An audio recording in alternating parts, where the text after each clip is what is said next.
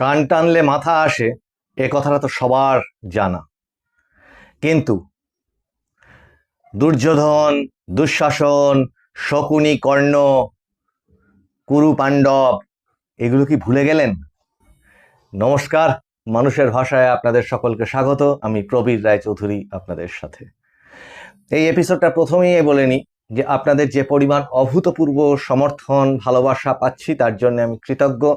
আমাদের তরফ থেকে আপনাদের সকলকে শুভেচ্ছা জানাই, শুভকামনা জানাই। আগামী দিন যেন সুন্দর হয়, সকলের মঙ্গল হোক। দেখুন কি আশ্চর্য আশ্চর্য মিল। আচ্ছা বলুন তো, বলা হয়ে থাকে যে শকুনি যদি না থাকতো তাহলে দুর্যোধন তার পক্ষে এই পরিমাণ খল বা অসৎ আচরণ বা যা যা কিছু অনিষ্ট আছে সেগুলো করা হয়তো সম্ভবই হতো না, যাকে বলা হয় কুমন্ত্রণা দাতা। কারণ বহু ক্ষেত্রেই ভীষ্ম থেকে বিদুর থেকে শুরু করে সকলে অনেকেই ছিলেন যারা কিনা এই দুর্যোধনের বিভিন্ন রকম কার্যকলাপের বিরোধী ছিলেন। কিন্তু শকুনি, সেই শকুনি কুমন্ত্রণা দাতা, সে একাই ছিল 100 এবং নানান ছল বল এবং কৌশলে পাণ্ডবদের নানান রকম ভাবে হেনস্থা করা, রাজ্যপাট থেকে বিতাড়িত করা, সমস্ত কিছু করে গেছে। এই এপিসোড সেইটাতে সেইগুলোকে বারবার নতুন করে বলে তো সময় নষ্ট করবার কোনো মানেই হয় না। সকলেই জানেন যে কি মহাভারত আমাদের শিক্ষা দেয়। মহাভারত তো আমাদের শিক্ষা দেয় অধর্মের নাশ করে ধর্ম স্থাপন করতে। তাহলে এই কান টানলে মাথা আসা, প্রথমেই আপনাদের জানাই যে মনে পড়ছে কি সুধী দর্শকবৃন্দ, যে একেবারে হাওয়ায় হাওয়ায় কথা বলি না।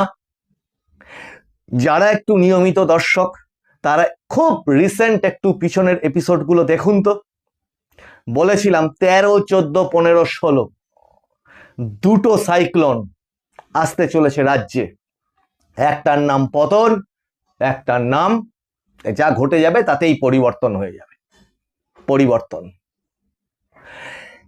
গতকাল তো একটা হিয়ারিং গেছে, আগামীকাল থেকে তো আইপ্যাক এবং ED, IPAC versus ED case, যেখানে পার্টি মমতা বন্দ্যোপাধ্যায়, যেখানে পার্টি ডিজিপি তৎকালীন রাজীব কুমার থেকে শুরু করে কলকাতা তৎকালীন সিপি আর তৎকালীন মুখ্য সচিব, সবাই কিসের অভিযোগে অভিযুক্ত? তারা ডাকাতির অভিযোগে অভিযুক্ত ইডির কাছ থেকে, লুণ্ঠনের অভিযোগে অভিযুক্ত, তথ্য প্রমাণ নষ্টের দায়ে অভিযুক্ত ইডির মাধ্যম দিয়ে। আমার কথা না, সুপ্রিম কোর্টের প্রকাশ্য হিয়ারিংয়ে লাইভে সবাই সে কথা জেনেছে। তাহলে তারপরে কি হলো সেইগুলো কিন্তু বিভিন্ন এপিসোডে আপনাদের কাছে তুলে ধরেছি যে কখন কখন কি কি হচ্ছে। এই নানান নির্বাচনী প্রচারের ফাঁকে আমি বোধহয় 1-2 দিন আগেই বলেছিলাম যে তলায় তলায় কিন্তু একটা ঘটনা ঘটে যাচ্ছে, সেটা হচ্ছে ইডি জাল গোটাচ্ছে। এই রাজ্যে একাধিক জায়গায় ওই কয়লা কেলেঙ্কারিতে বিভিন্ন পুলিশ অফিসারের, তৎকালীন পুলিশ অফিসার, এখন তাদের পোস্টগুলো হয়তো চেঞ্জ হয়েছে, তাদের বাড়িতে বাড়িতে রেড হয়েছে। এবং তার সাথে জানিয়েছিলাম যে গত 10 তারিখ সারা দেশব্যাপী আইপ্যাকের যে সমস্ত দপ্তর আছে সেখানে ইডি রেড হয়েছে। না, সেখানে গিয়ে ঝাঁপিয়ে পড়ে ফাইল টেনে নিয়ে, ল্যাপটপ টেনে নিয়ে, মোবাইল টেনে নিয়ে ছিনিয়ে নিয়ে আসার কেউ ছিল না। এবং তার সাথে এটাও জানাই যে ঋষিরাজ সিং এবং দানিশ চ্যান্ডাল, এদের বাড়িতেও কিন্তু এর আগে এবং বিভিন্ন ঠিকানায় আইপ্যাকের রেড হয়েছে। মূল কেলেঙ্কারিটা বা মূল তদন্তটা ঠিক কি এবং সেটার পরিমাণটা কত সেটা কিন্তু মিডিয়া এখন দেখাচ্ছে না। সেই কয়লা সেটা আমরা অলরেডি দেখিয়েছি। সেটার পরিমাণ হচ্ছে 7,400 কোটি টাকার। হ্যাঁ, ঠিকই শুনেছেন, 7,400 কোটি টাকার কয়লা কেলেঙ্কারি। যে কয়লা কেলেঙ্কারিতে অভিযুক্ত লালা, যে কয়লা কেলেঙ্কারিতে অভিযুক্ত বিনয় মিশ্র এবং তার সাথে আরো অনেকে, এবং যে যে মাথার নাম বা কল্পনা আপনারা করেন তারা তো বটেই বটেই বটেই। কিন্তু এবার আপনারা চিন্তা করে দেখুন যে এই এই এই মহাভারতের যুদ্ধ কি শুরু হয়েই শেষ হয়ে গেছিল? না, উভয় পক্ষের ক্ষয়ক্ষতি হয়েছিল। তার আগে কি আছে? এই সেই মহাভারত, এই সেই মহাভারত যেখানে প্রকাশ্য রাজসভায় দ্রৌপদীর বস্ত্রহরণ হয়েছিল। এখানে সেই নারী নির্যাতন, সেই নারী লাঞ্ছনা, অভয়াকাণ্ড থেকে শুরু করে কামদুনি কি হয়নি। এবং যেখানে ওই পিতামহ ভীষ্ম থেকে শুরু করে বিদুর থেকে শুরু করে আরো যারা বসেছিলেন ওই রাজসভায়, ধৃতরাষ্ট্র তো বটেই, যারা প্রতিবাদ করলেও ওই দ্রৌপদীর বস্ত্র হরণে কিচ্ছু করতে পারেননি, কিচ্ছু করেননি, তাদের চরম শাস্তি পেয়েছিলেন ওই কুরুক্ষেত্রের ময়দানে। শ্রীকৃষ্ণ সেটা গীতার আর একটা এপিসোডে আমি বলেছিলাম, কিন্তু শাস্তি হয়েছিল। কিন্তু চট করে হয়েছিল কি? পিতামহ ভীষ্ম চট করে শাস্তি হয়েছিল কি? হয়নি। সেও তো অনেক কাণ্ড, যিনি মানে ইচ্ছা মৃত্যুর বরপ্রাপ্ত, যিনি মানে ধরেই নিতে পারেন সর্বশক্তিমান, তারও পতন হয়েছিল। তাকেও ষড়শয্যায় সজ্জিত হয়ে বিছানা নিতে হয়েছিল বলা যায়। ষড়শয্যা, তীরের শয্যায় শুতে হয়েছিল তাকে। কিন্তু এই যে অনাচার, এই অনাচারের সাথে আর মিল কোথায়? একের পর এক কৌশলে বিভিন্ন কি কুকৌশল, কৌশল বলবেন না, কুকৌশল যাকে বলা হয় খল, এখন যদি আধুনিক ভাষায় বলেন চিটিংবাজি, সেই চিটিংবাজির মাধ্যম দিয়ে বা চিটিং এর মাধ্যম দিয়ে সেই পাশা খেলা, সেই পাশা খেলাতে যদি পাশা খেলাটা ঠিক মতো হতো তাহলে কি যুধিষ্ঠিরের ওই পরিণতি হতো? কিন্তু শকুনি তো তা হতে দেননি।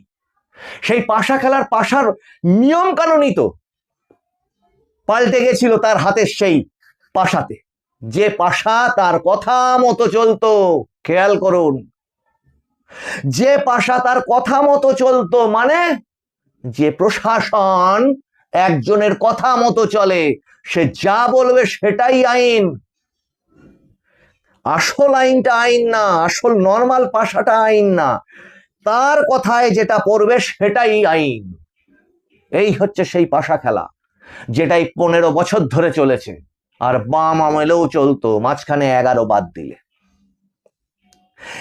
ফলত যুধিষ্ঠিরের ওই পরিণতি, একের পর এক রাজ্য থেকে বিতাড়িত হয়ে বনবাসী হওয়া, ভিখারি হয়ে যাওয়া, মানে সর্বশান্ত হয়ে যাওয়া। এবং তৎপরবর্তীতে যখন আরো ঘটনা এগোতে থাকে, তারপরে এসে দাঁড়ায় সবচেয়ে বড় ঘটনা, যদি তার মধ্যে ধরেন দ্রৌপদীর বস্ত্রহরণ দুঃশাসনের হাতে। এই সমস্ত চরিত্র চারিদিকে আপনারা দেখতে পাবেন। এখন একটাও বানানো কল্পনা কিচ্ছু পাবেন না। মহাভারত, ওই মহাভারতের প্রতিটি চরিত্র এই চারপাশে আপনার বাড়ির আশপাশে গলিতে গলিতে খুঁজে পাবেন। আজকে সেই অধর্মের নাশ করে ধর্ম স্থাপনের সময় এসেছে। হিংসার মাধ্যম দিয়ে না, গণতন্ত্রের মাধ্যম দিয়ে, ইভিএম এ মত প্রকাশের মাধ্যম দিয়ে। কিন্তু তাতেই কি সব মিটে গেছিল? তাতেই মিটে যায়। 17তম দিনে যখন অর্জুন কর্ণবধ করে, প্রত্যেকেই বরপ্রাপ্ত,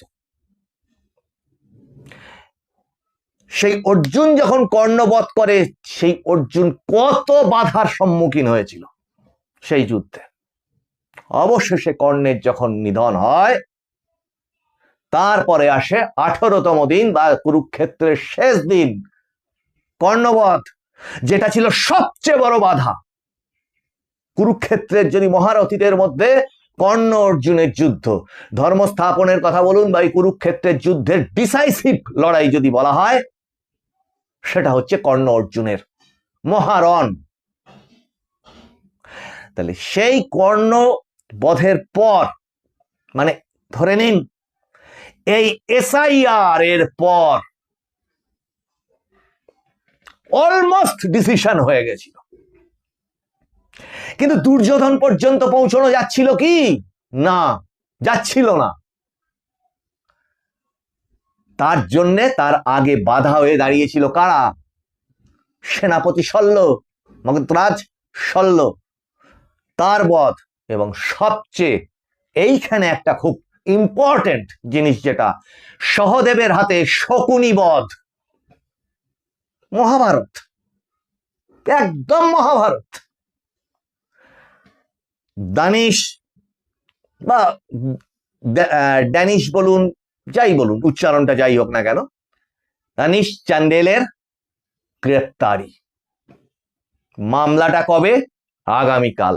যারা বলেন না ধুস কিচ্ছু হবে না, না, ও ভাবাটাই ছেড়ে দিন, এবার সব হবে, এবং প্রত্যেকটা হিসাব খুঁজে খুঁজে হবে। আমি বলছি না, প্রধানমন্ত্রী স্বরাষ্ট্রমন্ত্রী বলছেন পাতাল থেকে খুঁজে নিয়ে হিসাব হবে। যেভাবে রাজ্যচ্যুত করা হয়েছিল, খাণ্ডব দাহন থেকে শুরু করে যতগৃহ, সমস্ত কিছু এই রাজ্যে ঘটেছে। বকটুই কাণ্ড থেকে শুরু করে প্রতিটি মানুষের, অসহায় গৃহস্থের জমি লুট করে সর্বশান্ত করে দেওয়া, সমস্ত কিছু এরা করেছে, এই রাজ্যেই করেছে। মহাভারত এই রাজ্যেই ঘটিয়ে দেখেছে এই কৌরবরা। ভুলে যাচ্ছেন? একটু মিলিয়ে দেখবেন তো নিজেদের বাড়িতে। আমি তো সবটা বলতে পারছি না এইটুকু এপিসোডে। একটু মিলিয়ে দেখবেন তো আশপাশের চরিত্রগুলো। কাকে দুঃশাসন মনে হয়? সেই দুঃশাসনের ওই তাকে সঙ্গ দিয়েছিল কারা কারা ওই নারী নির্যাতনে? কিন্তু তারপরেও বিধাতার নিয়ম বলে একটা নিয়ম আছে, মহাকালের নিয়ম বলে একটা নিয়ম আছে, যেখানে পাপ চিরস্থায়ী হয় না, ধর্ম স্থাপিত হয়। কিন্তু এই যে অ্যারেস্ট, এই দানিশ চ্যান্ডেলের, এর মূল মানে জায়গাটা কি? আর 2-3 মিনিট বলবো মাত্র।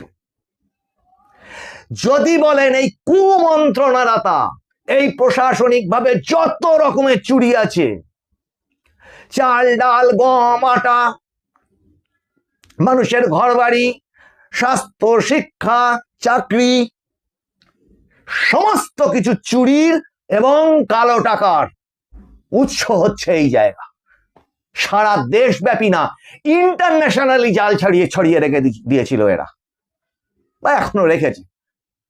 বিদেশি বান্ধবী থেকে হাওলার মাধ্যমে টাকা পাঠানো ভুলে গেছেন নাকি? ভুলে গেছেন? আশা করি ভুলে যাননি। যখন পাণ্ডবরা বনবাসে ছিল, তখনও পর্যন্ত ওই কৌরবরা তাদের উপর কি ধরনের ষড়যন্ত্র রচনা করেছিল ভুলে গেছেন নাকি? তখনই তো হয়েছিল যতগৃহ। এবং এইভাবে সমস্ত একটা অরাজক পরিস্থিতিকে তৈরি করে রাখা, যেখানে পাশার নিয়মে পাশা হবে না।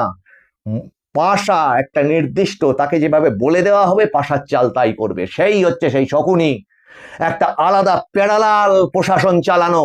এই হলো সেই শকুনির গায়ে এবার হাত পড়েছে। শকুনির গায়ে হাত পড়েছে কারণ শাসক দল, বিদায়ী শাসক দল আর মাত্র কদিন, বলতে তো হবে, উপায় নেই। তার মূল মন্ত্রণাদাতা কে? এই সেই সংস্থা আইপ্যাক। এই সেই সংস্থা আইপ্যাক, তারাই বলেছে, তাদের পার্টি অফিস, তাদের মস্তিষ্ক, তাদের মেন স্ট্র্যাটেজি তৈরি হয় মানে তো মস্তিষ্ক। আর একটা মেডিকেল টার্মের একটা কথা বলছি, আচ্ছা বলুন তো, ব্রেন ডেথ যদি হয়ে যায় তারপরে কি আর কিছু পড়ে থাকে শরীরটায়? যারা এখনো সন্দেহ প্রকাশ করছেন পরিবর্তন বা পালাবদলের, তারাই সমস্ত জিনিসগুলো মেলান। আর আমি আগে যে এপিসোডগুলোতে যে ঘটনাগুলো বলে রেখেছি, আপনাদের অনুরোধ করছি একটু স্ক্রল করে, যদি আপনারা একটু মনোযোগী দর্শক হন, সেগুলো দেখে নেবেন একটু প্লিজ। ফলত ক্ষয়ক্ষতি উভয় পক্ষেরই হয়। ভোট পরবর্তী হিংসাতে দিনের পর দিন ধরে বিরোধী স্বর, বিরোধী আওয়াজ, বিরোধী মানুষ নিষ্পেষিত হয়েছে। এই পুলিশ এবং প্রশাসনকে কাজে লাগিয়ে মানুষের মতকে আটকে রেখে দিয়েছে, মিথ্যা কেসের পর কেস, কেসের পর কেস আটকে রেখে দিয়েছে। তাহলে শকুনির পর কে? আমি বলবো না। শকুনির পর 18তম দিনে ভীমের সাথে কার যুদ্ধ হয়েছিল, এবং কে সেই অহংকারী নিজেকে সর্বশক্তিমান মনে করেছিল? সুধী দর্শক, আপনারা বিচার করুন। আগামীকাল থেকে আইপ্যাক ইডি কেসের লাগাতার হিয়ারিং শুরু হচ্ছে বলে আমাদের কাছে খবর। আগামীকাল তো হবেই। এবং সেই কেসে ইডি এর আগে যে অভিযোগনামা জমা দিয়েছিল সেটাকে বাতিল করে দেওয়ার জন্য একের পর এক লাগাতার হিয়ারিং করে মামলার মেন্টেনেবিলিটি নিয়ে প্রশ্ন তুলে দিয়েছিলেন শ্যাম দেওয়ান থেকে কপিল সিব্বাল থেকে শুরু করে মেনকা গুরুস্বামী থেকে শুরু করে কল্যাণ বন্দ্যোপাধ্যায়, তাদের যে টিম আছে তারা, এবং বিচারপতি মিশ্রা ডিভিশন বেঞ্চ সুপ্রিম কোর্টে সেটা মনোযোগ দিয়ে তাদেরকে বলতে দিয়েছেন, শুনেছেন। কিন্তু একটা কথা অবজারভেশন বলেছেন, যখন বলেছেন যে তদন্ত করতে গেলে রাজ্যের তদন্ত ইডি করতে পারে না, বিভিন্ন ধারা দেখিয়ে রায় দেখিয়ে বলেছেন, তখন